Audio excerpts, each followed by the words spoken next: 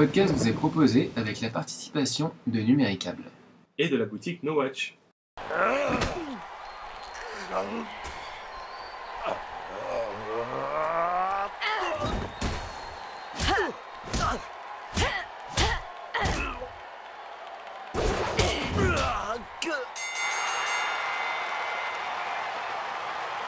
Player 0538, it's too bad that you had to die. Do you wish to access the field again? Yes. Bonjour à tous et bienvenue dans la caverne du fuzz numéro 7. Ça va? Ouais, c'est C'est super la dynamique, 7? c'est génial. C'est pas la 8? On l'a pas fait la 7 déjà? Peut-être. Oui. Manger petit écolier là. Oui. Ça va bien? Ouais, ça va et toi? Donc, la caverne du fuzz, c'est l'actualité DTV du mois. On Les est direct tout gens, ils DV. t'écoutent plus là. Mais si, mais écoute, et si, Alors m'écoute, là, si vous, voilà. Oui, ça donne faim, effectivement. Bah, ça, c'est parce que on est bientôt midi. Bon, bref, on va parler des films. Donc, 3 films cette fois-ci. Donc, la dernière fois, on a essayé de vous montrer que les DTV, c'était bien. Cette fois-ci, on a un petit peu redescendu. Ah ouais, Hein, pas même mal. assez bas, Dans parfois. l'abysse là. Player 0538, it's too bad that you had to die. Do you wish to access the field again? Yes. Alors maintenant, on va commencer par un film qui s'appelle Le Maître des Sorciers, ou Krabat. Krabat, un En film allemand. d'heroic fantasy allemand. Et réalisé par Marco Kreuzpainter. Voilà. Wow.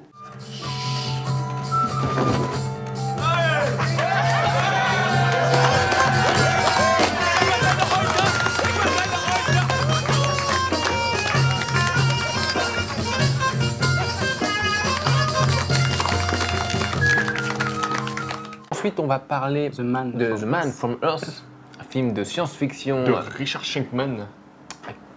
j'allais dire science-fiction intellectuelle ou un Un film film intellectuel, enfin, de bref. SF débat, on va dire. Oui, c'est SF ça. colloque.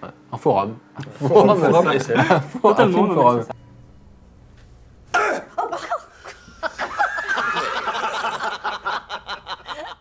Et voilà, et non, enfin, on a un troisième film, un film d'un réalisateur ultra connu que Philippe Vénère.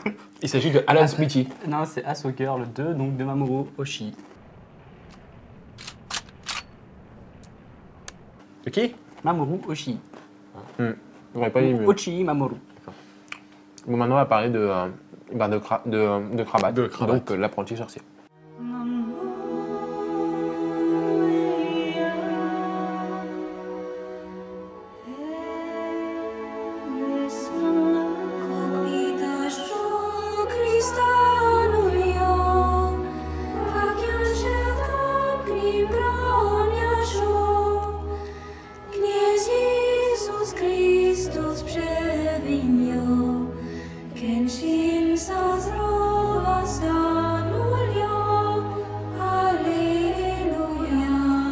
Alors, on va maintenant parler de Krabat, donc l'apprenti sorcier. Le maître des sorciers. Le maître des sorciers, pardon. C'est comme pas moi, l'apprenti. c'est comme moi avec l'armée des ombres. Ouais, et la- ouais. la- Mais il y a tellement de titres dont on s'en fout. Ouais. À la base, ça s'appelle Krabat.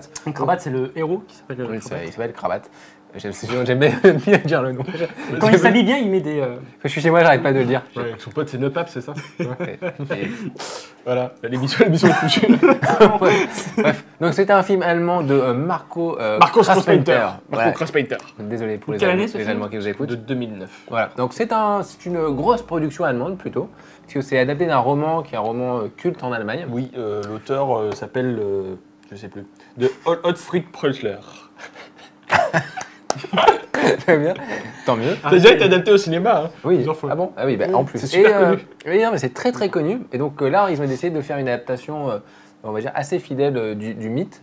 C'est un mythe, enfin, c'est une Oui, légende. c'est une histoire connue.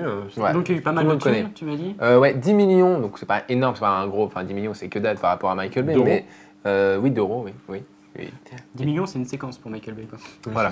Mais c'est énorme pour un film de genre européen. Distribué par la Fox et international. Ouais. C'est vrai. Et il faut avouer que le film est plutôt pas mal. Alors je vais peut-être raconter l'histoire d'abord. Alors c'est l'histoire de Krabat. Krabat qui est un apprenti sorcier, enfin qui devient apprenti sorcier. Il est amené dans un moulin où en fait on lui demande de travailler au moulin avec plein d'autres personnes, 12 personnes je crois. Garçon. 12 garçons. Adolescent. Et qui sont en fait dirigés par un borgne, un vieux borgne. On dirait le Folloy dans Harry Ouais. Potter. Ouais. C'est ça. Non, Exactement. Et qui selon les saisons, vieillit et se rajeunit. On ne sait pas trop comment. C'est ça. Et au fur et à mesure, on comprend qu'en fait, c'est une sorte de secte de sorcellerie, que lui, c'est De magie noire. c'est un sorcier qui apprend la magie noire aux jeunes. Donc il décide de rentrer dans ce cercle, en fait, en travaillant pour eux, et puis en commençant à apprendre la magie, parce qu'en se formant en corbeau, tout ça. Mais en fait, il va rentrer dans une sorte de cercle vicieux, puisque c'est un peu comme un conte, en fait. On va dire, le personnage va se retrouver bloqué, il ne peut plus sortir de cette secte, mais On de spoilera cette pas, on secte, dira mais pas pourquoi. voilà. Et le problème, c'est qu'il ne peut pas avoir une petite amie, par exemple. Il est obligé de rester là. Et bon, voilà, il y a des choses mystérieuses qui se passent dans ce moulin, etc.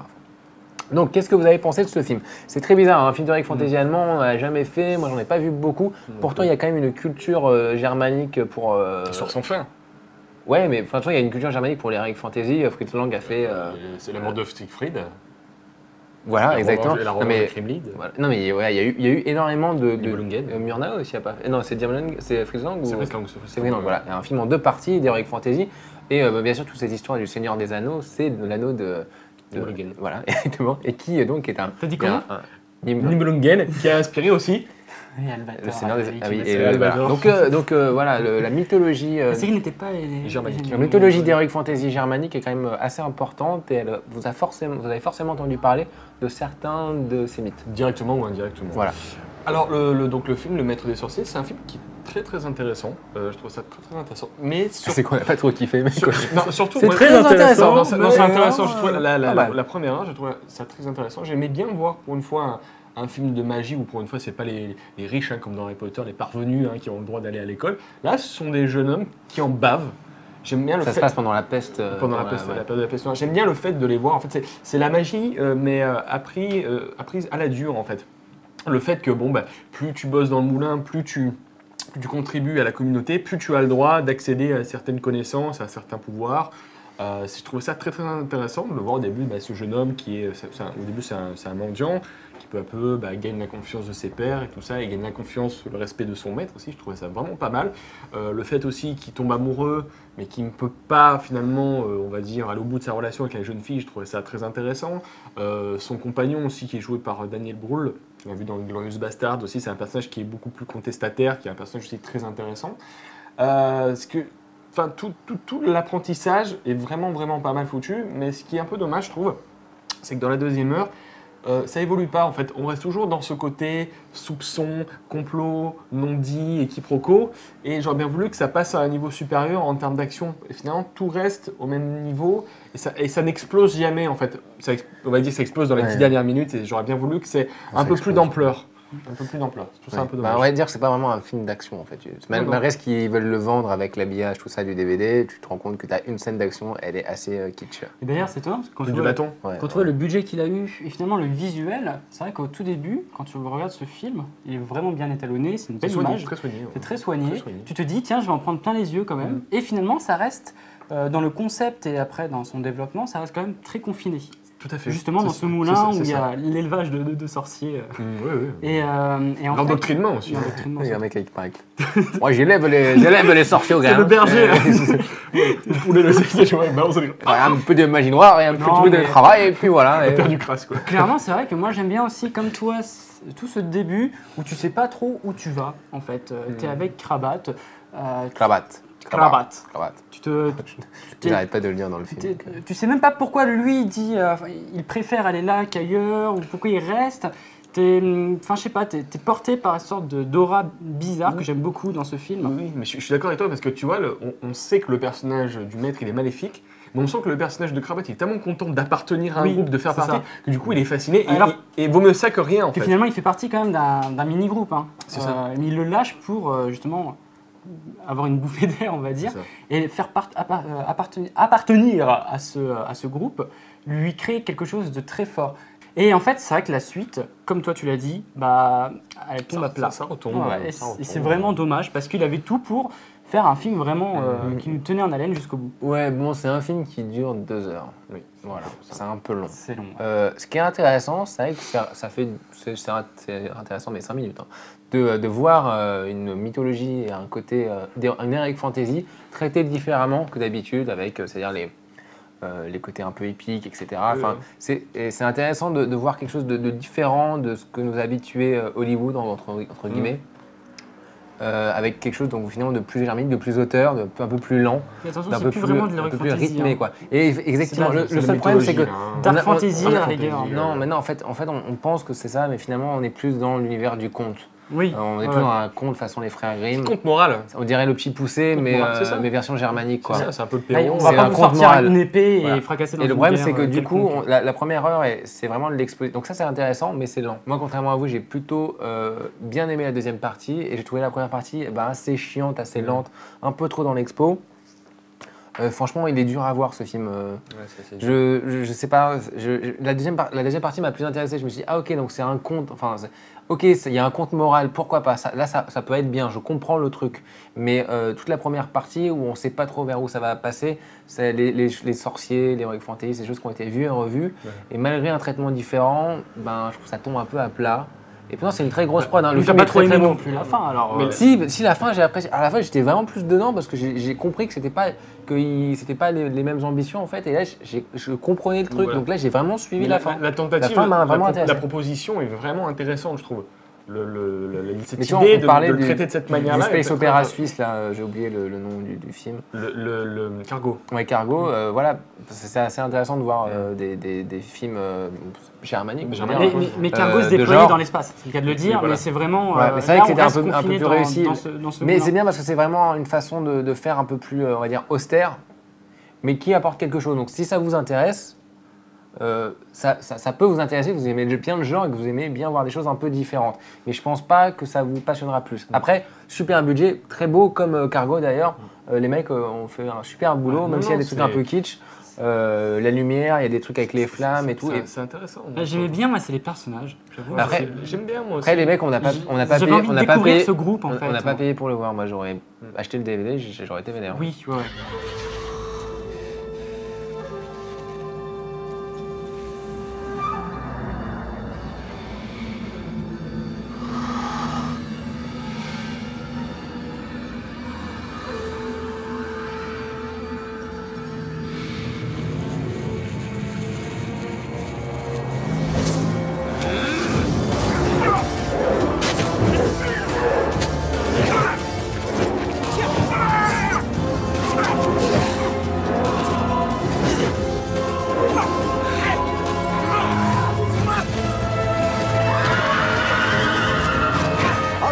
I'll play your little game. What do you want? What's the punchline? Every 10 years or so, when people start to notice I don't age, I move on. That's very good. That's very quick, John. I want to read that story when you're done. You want more? Oh, yeah, by all means. This is great. All right, now, so you think that you are a Cro-Magnon? Well, I didn't learn it in school. It's my best guess, based on archaeological data, maps, anthropological research. Since Mesopotamia, I've got the last 4,000 years straight. Well, you're ahead of most people, so please go on. Well, you know the background stuff, so I'll make it brief. What I call my first lifetime, I aged to about 35. What you see. I ended up leading my group. They saw me as magical. I didn't even have to fight for it. Then fear came, and they chased me away. And they thought that I was stealing their lives away to stay young. The prehistoric origin of the vampire myth, that is good. First 1,000 years, I didn't know up from sideways. How do you know the first 1,000 years? An informed guess, based on what I've learned in my memories. Most people can scarcely remember their childhood, but you have memories of that time. Like yours, selected. You know, the high points, the low points, traumas, they stick in the mind forever. Put down at 3 or 35, you still feel the twinge. Donc alors, Man from Earth, donc c'est un film américain de 2007, film de science-fiction, donc de Richard Schenkman. Donc de quoi ça parle? Donc en fait c'est science-fiction. Bon, laisse-le parler déjà. Oh là là. Stop quoi. J'espère que lui avait pourri la vie sur Super 8 depuis que. Je sais pas si le film est sorti, mais bon bref. Non, pas encore, je crois. On verra. Ça raconte l'histoire de John Oldman, qui est un professeur de faculté, et donc il décide de partir à la retraite, en fait, de changer d'état et de partir. Donc il organise une sorte de, on ne pourrait pas appeler ça un pot de départ, mais on va dire une réunion de départ dans un chalet où il invite tous ses amis et ses camarades profs. Et eux, ils commencent à lui faire des blagues, à dire « Ah, c'est marrant, John, t'es avec nous depuis 10 ans, mais t'as jamais vieilli, t'es toujours le même et tout. » Et là, il leur dit « Vous savez quoi? En fait, j'ai 14 000 ans. Je suis un homme préhistorique qui a traversé tous les âges et je suis obligé de changer de lieu tous les 10 ans. Oui, Voilà. Et en fait, pendant toute la durée du film, donc pendant 1h20, c'est... Mais on sait pas s'il blague. On sait pas si Et en plus, il faut savoir, comme c'est que des profs, c'est que des mecs plutôt intelligents. Pardon, c'est pas un film qui fait marrer, c'est Philippe. Non, C'est entre lui et moi. Non, mais il y a un psychologue, il y a un biologiste, il y a un anthropologue. Enfin, voilà, il y a que des spécialistes. C'est-à-dire, le mec est pote avec que des spécialistes qui ont un bac plus 5, quoi. Donc, forcément, plus à mon avis, bac plus 10, oui, excusez-moi. Moi, je me suis arrêté aux 2. Non, je peux pas vraiment. Et donc, et voilà. En plus, t'as une élève. Ouais, t'as une élève. Il y a un prof rock avec une C'est un prof d'ailleurs assez ambigu. Hein. Par qui c'est écrit en fait? Alors en fait, le film il est écrit par Jérôme Bixby, qui fait partie avec des gens comme Rod Serling, de ces grands auteurs de hardcore SF. Hardcore SF, ça ne parle pas de porno. Non. Ça n'a rien à voir. C'est de la SF pure, quoi, avec beaucoup de science dedans. Et donc il a participé, intellectuel, voilà, très intello, donc il a participé à la 4e dimension et il a participé notamment à Star Trek. Il avait aussi, je crois, écrit un film de SF qui s'appelait It, ce qui était l'ancêtre d'Alien, quoi. Ah oui, on avait vu un film The Terror from Beyond Space. Et bon, alors il faut savoir qu'il a dit été parce qu'il est mort et en gros, c'est ce scénario qu'il voulait faire depuis le tout début depuis très très longtemps, c'est un qu'il avait très envie de faire. Sur son lit de mort, apparemment, il a travaillé avec son fils pour terminer ce scénario qui lui tenait à cœur. Et donc voilà, qui lui tenait à cœur. Et donc il est mort après avoir terminé le scénario. Et c'est son fils qui a travaillé pour que le scénario soit adapté en film. Voilà. On n'a pas dit que c'était un huis clos. Hein. C'est juste un huis clos pendant 1h30. Et il me semble qu'à la base, ça devait se passer pour Star Trek. Ouais. Il me semble qu'à la base, il y a eu une idée. Ça devait à la base développer, ça devait être pour un scénario Star Trek où apparemment, je crois que Kirk recevait un mec sur l'Enterprise et qui avait 14 000 ans et il discutait en fait. Donc du coup il a retravaillé ça pour faire un film de chalet. Voilà. Alors c'est vrai que du coup c'est compliqué parce qu'on a l'impression de voir un film moi je vais en parler comme ça il pourra en parler. Non comme ça tu pourras chier sur le film et lui il pourra pourquoi tu dis ça? Mais non mais j'essaie de faire une architecture. Essaye de bien parler au moins. Voilà. Non, mais Man from Earth c'est un film qui est un peu curieux parce qu'on a l'impression, on sent que le scénario est vraiment pas fait pour l'époque. C'est vraiment un scénario à l'ancienne, façon 4e dimension, façon Star Trek. C'est-à-dire que tout est posé, beaucoup de monologues, il parle beaucoup, il se passe rien d'autre que parler. Et tout l'intérêt de la SF, comme dans les premiers Star Trek, tu vas me dire souvent, et dans ce qu'ils sont en train de dire et dans le travail intellectuel que toi tu vas faire par rapport au film voilà, et au personnage. Donc c'est très particulier parce que c'est un tout petit budget, minuscule budget. C'est tourné avec cette caméra d'ailleurs. Mais ils n'avaient pas de lumière apparemment. Voilà, donc c'est un tout petit film, petit budget. D'ailleurs, le film n'avait pas du tout, on n'en a pratiquement jamais parlé. Et le film a été connu parce qu'il y a des fans de SF, mais des fans hardcore, qui ont piraté le film, qui l'ont mis sur BitTorrent.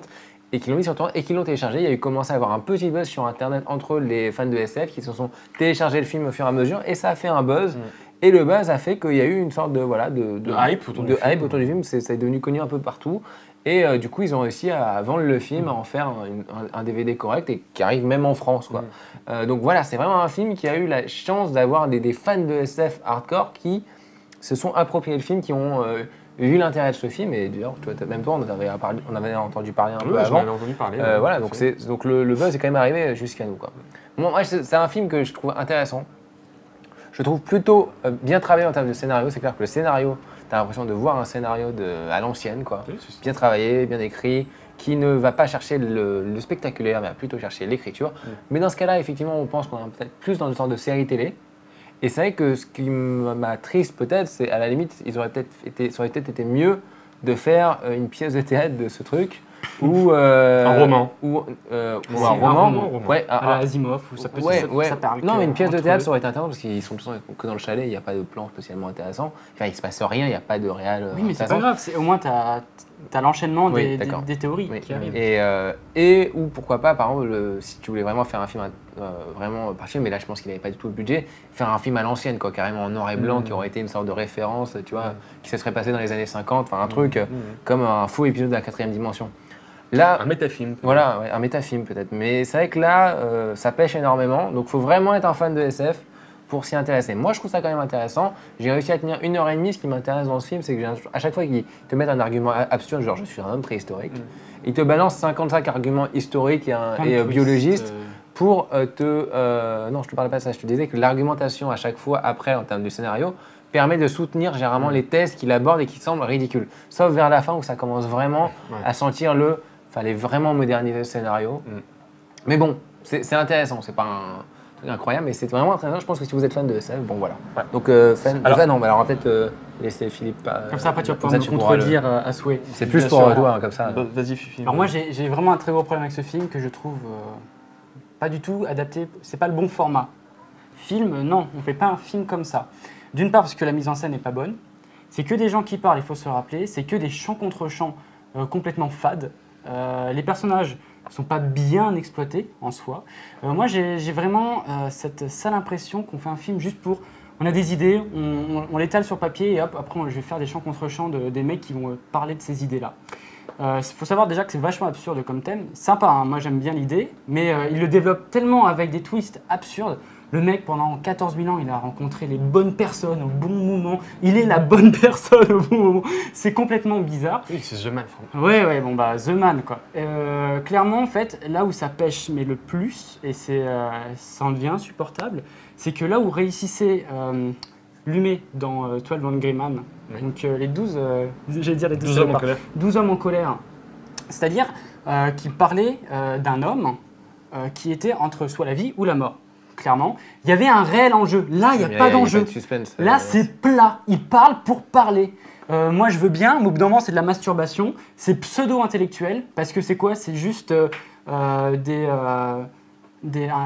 sais pas, il donne des petits cours d'histoire, juste pour argumenter, pour faire en sorte que son histoire est réelle, peut se faire. Franchement, j'ai trouvé ça, mais d'un absurde. Bien tes cours d'histoire? Ah, moi j'adore l'histoire, j'ai aimé certains trucs qu'ils ont dit, mais c'est juste des... Je sais pas, c'est quelques petits trucs quoi, c'est pas... Enfin ça fait pas un film, c'est juste, c'est de la masturbation intellectuelle pour moi, mais c'est pas du tout, mais loin de là, intellectuel. D'accord. Bon, alors, ce que vous avez dit tous les deux, c'est vraiment des choses très intéressantes. Oui, c'est bien de... Connard déjà, connard. C'est bien de contrebalancer le débat. Non, mais disons que, comme disait Romain, c'est vrai que le sujet est peut-être plus adapté à une comédie musicale. Mais à la rigueur, à une pièce de théâtre. Je suis un homme préhistorique, j'ai vécu 14 000 ans. Des os. Ça s'adapte peut-être plus à une pièce de théâtre ou à un roman. Mais c'est peut-être en effet l'une des choses les plus anti-cinématographiques qu'on peut faire. En termes de concept, c'est vrai que ça reste des gens qui parlent. C'est vrai qu'il est vraiment intéressant. Mais ce que j'ai trouvé quand même gonflé de la part du réal, c'est quand même de faire, premièrement, un film complètement anachronique. C'est marrant de parler d'anachronisme pour ce film-là, parce que le mec fait ça sans action, sans flashback, sans effets spéciaux. Et du coup, quand tu écoutes donc, le personnage donc, de John Oldman qui parle, je trouve qu'il y a une force d'évocation dans le mec, dans ce qu'il dit, aussi bien dans les événements très précis qu'il peut retranscrire, mais aussi bien dans ses doutes et tout ce qui peut être flou. Enfin, tu vois, à un moment donné, je pense à Highlander, le mec qui se souvient très précisément de ce qui se passe, mais je trouve ça vraiment génial dans le film que c'est aussi un film sur la mémoire. Oui, mais t'as raison, ce qui est passionnant, ce qui est vraiment bien trouvé dans le film, c'est qu'il te dit, ouais, je suis un homme préhistorique, mais il se rappelle pas du tout de tout. Non, voilà. Il dit, mais comment tu le sais? Il dit, je m'en rappelle pas parce que je suis vieux, j'ai plus de 14 ans. C'est pas intéressant, c'est naturel, tout le monde va te balancer ça dans une discussion forum ou quoi que ce soit. Non, mais le fait que le mec... Si, tu fais une discussion comme ça entre potes, ouais, bah tiens, et si lui, il était comme ça, bah il pourrait pas faire ci, il pourrait faire ça, il pourrait pas faire ci, patati, patata. Oui, mais c'est carrément ça, ça. Et finalement, tu prends le pitch, vous vous mettez à 5 entre potes, une soirée entre bières, et hop, vous prenez, voilà, imaginez que j'étais un mec de 14 000 ans. Ouais, mais alors, voilà, et tu reviens au même. Excuse-moi de dire ça, mais comme on n'est pas des biologistes et des historiens, ça n'arrive pas. Alors, excuse-moi, mais c'est pas réellement exploité. Mais c'est intéressant. Ils prennent juste les grosses lignes historiques ou alors biologiques. Pourquoi tu changes de voix quand t'aimes pas un film, quoi? C'est pas ça. Parce que c'est lui le Max Rambert, il change de voix à travers les âges. Mais je trouve ça vraiment, sans pour autant parler des mecs qui lui balancent les théories, qui reviennent tout le temps sur... Ça, c'est bien de rebondir tout le temps sur différents points de vue, mais je trouvais ça vraiment génial, le fait de parler comme ça de la mémoire, de tout ce qui peut... enfin, tu traverses les époques, tu rencontres C'est vrai des que c'est gens. anti-Highlander de ce point de vue. C'est Oui, bizarre voilà. parce que normalement la mémoire, si ça se veut naturel, c'est un humain, ça reste un humain. La mémoire a sa limite dans le temps, c'est prouvé, c'est bizarre qu'il puisse se rappeler quand même de quand elle était prise. Mais il vieillit pas. Donc Oui, sa non, mémoire, il y a- son oui, mais cerveau la ne vieillit mémoire, pas. elle, Bah elle non, vieillit. non, Ah bah c'est si, pas sinon il ça. peut pas accumuler, il peut pas Mais accumuler. si, les il choses. peut pas accumuler, il se rappellera pas. Non, mais on va pas partir sur le Ouais. délire. Ah. Mais bon, il se rappellerait pas logiquement de ce qui lui est arrivé dans 3000 ans. Par contre, c'est vrai que comme tu dis Romain, si ce film-là avait été fait dans les années, on va dire les années 50, ça aurait été peut-être l'un des meilleurs films de SF, enfin en termes d'idées Ouais, quoi. c'est normal, très Je pense clairement. que ça aurait explosé la tête à 2000 ans l'Odyssée de l'espace en termes d'idées, tu vois. Je pense même. Je Je pense sais vraiment. pas, tu lui donnais quel traitement? Pas juste une discussion? Oui, Si, mais si, moi j'aurais mais rien donné je une trouve ça- discussion. Je trouve ça Mais intéressant. c'est vrai qu'avec aujourd'hui de- avec le jeu à l'ancienne, avec les plans à l'ancienne et tout, Oui, voilà, on aurait avec eu le un cachet de truc avec le l'époque. cachet de l'époque Je trouve et ça- le fait que c'est Mais de tu vois, l'époque. je trouve ça qui intéressant, respecte- gonflé, de juste faire des gens qui parlent. Peut-être que toi, ça te fait bomber, tu dis, Non, ah, non, non, tu mais vois, c'est pas possible. moi je veux un enjeu, je veux quelque chose à croquer. 12 hommes en colère, c'est vraiment, des gâteaux. pour moi c'est un chef-d'œuvre ce film, c'est que des gens qui parlent que d'un seul cas. Exactement la même chose, Non, mais sauf les- que là on les- est dans la SF. Sauf que dans 12 hommes en colère, t'as une vraie mise en scène, t'as un vrai contexte, t'as la chaleur, patati patata, et t'as cet enjeu pour le jeune Ouais, mais garçon. tu crois pas, c'est pas- je crois pas c'est que tu pas le compares même genre. le même Ah, truc. c'est pas le même genre, mais alors là, tu Tu donnes prendras, quelque tu prendras chose. des mecs de hard SF, enfin, la différence avec Les Hommes en colère, c'est que c'est un film qui s'adresse à tout le monde, il y a un suspense pour que tout le monde puisse regarder le film et s'intéresse à ce qui va se passer. Et voilà, mais c'est beaucoup moins. Ça s'adresse pas forcément ça cible pas les mêmes personnes. Là, c'est la hard SF, ça se veut quand même être un truc qui s'adresse aux fans et à des gens qui ont envie quand même de réfléchir à ça. Alors, est-ce que c'est peut-être pas du tout bien? Il y a peut-être des mecs qui s'y intéressent et qui vont dire que c'est pas fiable. Mais je pense que venant de ce scénario, ça doit être quand même Non, plutôt non, bon, enfin c'est- plutôt Est-ce que travaillé, c'est vraiment de recherché. la hard SF là, à Bien ce sûr, niveau-là. bien sûr. Si, oui, si, je Dans le questionnement profond du film, ça en est une. Bah, je sais pas, alors à la rigueur, il dit juste, ça fait je vis depuis 14 000 ans, voilà, basta. Et après, on arrête à la RDSF, on fait juste je sais pas, de rendre ça un petit peu plus intellectuel, de comprendre ça. Mais c'est pas vraiment de la RDSF pour ma part. Mais Non, si, c'est- la RDSF. On va parler de Chili après, tu vois. Je crois qu'on n'a pas la même Tu vois, sensation tu de vois, la RDSF. Non, quoi. non, non, mais je Le comprends. problème, c'est que nous, on est tellement bouffés par le côté steampunk qu'on croit que, Non, que pas le, du que le côté cyberpunk. Pas du tout, Mais si. il n'y a pas que Si, ça. si, c'est vrai, Si, c'est si, vrai. si, c'est si, vrai, si. c'est vrai. Vous On est- dites que la RDSF, c'est forcément. Là, c'est un truc où ça pousse loin la réflexion, ce qui n'est pas réellement vrai. Bon, ça pousse loin la réflexion, donc c'est de la RDSF. Bah non, je suis Bah si. Bah si, pas en fait, d'accord. Bon, Bah bah, si, ok, bah d'accord. si. Mais le problème, c'est que toi, ce qui Mais te toi, tu gêne, parles- tu parles ce pas qui de te la gêne, même, c'est que toi. la- C'est le mot hard, en fait, qui me gêne. Ce qui te gêne, toi, c'est la forme. C'est le fait que ce soit juste des gens qui parlent. Du coup, tu dis, en tant que film, ça n'a aucun intérêt. Bah, Mais c'est ça le problème. Et c'est ça le truc qui fait que ça plaira à certaines personnes, mais que ça plaira pas à d'autres. Oui. Là-dessus, on a fini. J'ai gagné le débat. Have you ever in your life thought, it should have been me? Maybe. Your art has told me that some of your early fellows feared you were stealing their lives. Have you thought that perhaps you were? Perhaps you are.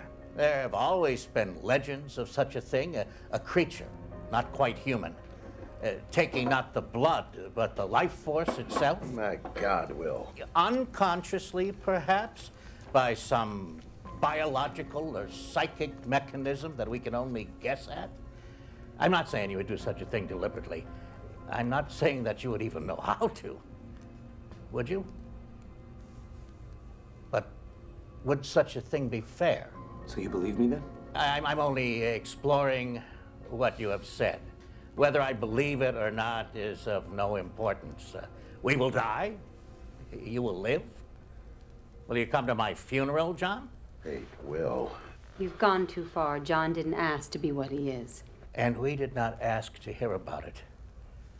But if it were true, is there one among us who would not feel envy? Et on va maintenant parler de notre sponsor Numéricable. Oui, donc aujourd'hui, on va surtout parler des parrains, parce que ce qui est génial, quand tu es parrain, tu peux faire bénéficier de tes avantages à tes filles. Donc, on va parler de cette nouvelle offre qui s'appelle VIP, Very Important Parrain. Voilà. Donc, c'est une nouvelle offre, donc c'est tout nouveau. Elle part du 13 juin jusqu'au 14 août. Et en fait, il s'agit de... Il y a encore le temps, tout à fait. Donc, il s'agit de partager la puissance de la fibre avec vos filleuls. Donc, en fait, à chaque nouveau filleul inscrit, donc devenu client chez Numéricable, vous par un, vous recevez 100 € et en plus de ça, votre filleul, enfin chaque nouveau filleul, va être gratifié de 50 € sur sa première facture. Ça fait plaisir. Ouais, c'est un petit peu comme The Godfather, quoi. C'est donnant-donnant, quoi. Exactement. Donc en plus de ça, votre filleul, il pourra profiter de la télé numérique, donc en HD et en VOD. Il aura l'internet à 100 mégas également, et enfin il pourra téléphoner grâce à son téléphone fixe vers 100 destinations gratuites. Donc tu pourras téléphoner à tes 5 petites amies américaines. Oui, Elle est courante, ta petite amie normale? Ah, mais ça fait 600. D'accord. Bon, c'est génial. Donc n'hésitez pas à parler de cette offre à vos proches et à vos followers. Donc encore une fois, c'est toujours la même chose. Vous allez sur le portail nowatch.net et vous cliquez sur la bannière Numéricable pour savoir les conditions de l'offre. Voilà. On dit que c'est une offre qu'on ne peut pas refuser. C'est une offre qu'on ne peut pas refuser, Dixit Marlon Brando. Voilà, exactement. Et donc maintenant, on va parler de la boutique No Match. Oui, la boutique No Watch. Donc si vous voulez des t-shirts ou des strings à l'effigie de vos podcasts préférés, n'hésitez pas. String. Il y a des t-shirts. Fais le string Cinéfuzz, bordel. N'hésitez pas à aller sur la boutique No Watch en cliquant sur la bannière sur le site nowatch.net. Vous y retrouverez donc tous les t-shirts, des badges et d'autres goodies des podcasts de No Watch. Donc en plus, des fois, il y a des t-shirts spéciaux qui se ramènent, comme le Geeking 100, il y avait le Silver Class, de la Japan Expo, pour Comic-Con. Pour Comic-Con, on va y arriver quand même. Donc n'hésitez pas, parce que en plus ça aide toutes les émissions The Lab, dont Bacast en fait partie. Hein. Et donc vous allez m'aider, c'est très bien. Non, et surtout vous faites plaisir et tout le monde est content et la vie est belle, quoi. La vie est belle. La vie est belle. Très bien. J'ai compris un truc sur Comic-Con, c'est comme un prénom en fait. Tu peux pas dire le Philippe ou le Romain, c'est. Oui. Parce que le Romain, c'est l'impact. C'est l'impact Comic-Con. On passe à la suite.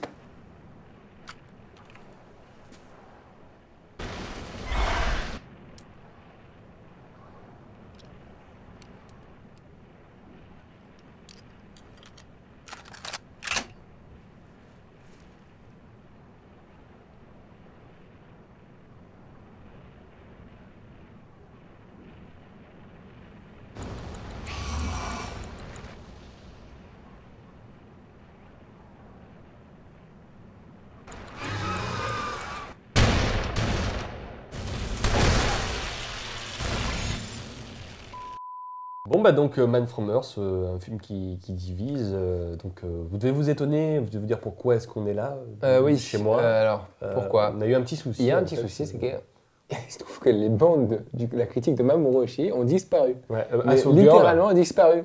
On a l'impression qu'Oshii est venu et a effacé le truc, quoi. Je suis sûr qu'il a envoyé son bassin pour c'est que là, je ne l'ai pas vu, il est chez moi, je n'ai plus les rushs de Asso Girl et de la conclue aussi, mais j'ai plus. Donc on s'excuse et donc désolé. On va faire la chronique maintenant, là, un peu tardivement. En fait, ce qui s'est passé, c'est qu'on a par contre les rushs d'autre chose. Oui. C'est qu'on avait filmé quand Philippe a vu le film. Philippe, qui est un fan de Mamoru Oshii, qui, on le rappelle, est le réalisateur de Ghost in the Shell, Innocence, de Pat Labor. Et de Avalon. Justement. Et de Pat Labor 2 aussi. Donc ce film-là, Asso Girl. On rappelle donc qu'Asso Girl est une suite de Avalon, une espèce de suite alternative. Avalon F. Qui s'est surnommée Avalon F. Et qui suit l'histoire de trois personnes. Trois filles qui essayent de combattre un boss qui doivent s'unir en même temps. C'est un film de 1 heure environ. Bon, clairement, c'est pas 1h10, 1h10, ouais. Donc clairement, c'est pas un très grand film. Non. Mais c'est moins qu'on puisse dire. Comme les images parfois parlent mieux que les mots, on vous laisse avec Philippe. On vous laisse avec Philippe, qui donc au moment où il a découvert ce film. Ouais, le pauvre.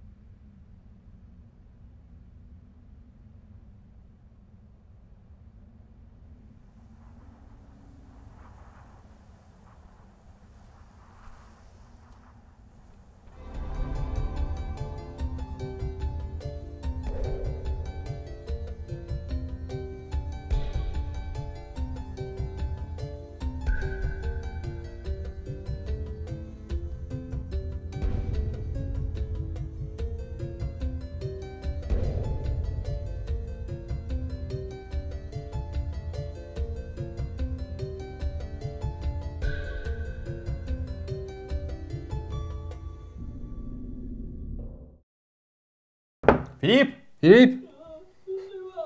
Et il s'est enfermé dans ma salle de bain et il est complètement dépité là. Non mais je sais pas, vous avez vu les réactions. Ça va aller, ça va aller. Je vais lui faire passer des films de Mamoru Oshii, ça va mieux. Tiens, attends. Regarde, tiens. Innocence. Ça va? Non, je vais lui faire passer Pote la mort. Tiens. Par même temps, il a pas de DVD pour les voir. Non, c'est vrai. Philippe, le mois prochain, ça va aller, on va parler de Takeshi Miike. On va parler de Zebraman 2, c'est pas mal ça. C'est bien. Mais il y a plein de bons films d'animation en ce moment, regarde. De Satoshi Satoshi, ah oui, merde. Ah oui, merde. C'est vrai. Bon, bah, c'est pas grave. Écoutez, on va conclure là. Vous avez compris que Hustle Girl, c'est. Hustle Girl, c'est quoi, Philippe? Ok, voilà, vous avez compris, hein, Hustle Girl, c'est vraiment pas terrible. Ce qu'on va faire, c'est qu'on va essayer de le sortir avant le prochain Cinéphos et la prochaine caverne. Et voilà, on espère que comme ça, on pourra tourner à deux. Sinon, il faudra vraiment qu'on trouve un remplaçant. Fifi, t'as vu qu'il n'y avait pas un basset dans Hustle Girl?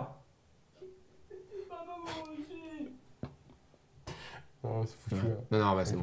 On va essayer de le retaper pour le mois prochain. Nous, on essaye de le retrouver, et puis donc nous, on vous dit à la semaine prochaine. Voilà. Ouais. T'as pas des lames de rasoir dans ton. Si, je crois que j'en ai une. Philippe, prends pas les lames de rasoir. Ne touche pas, ok? Oui.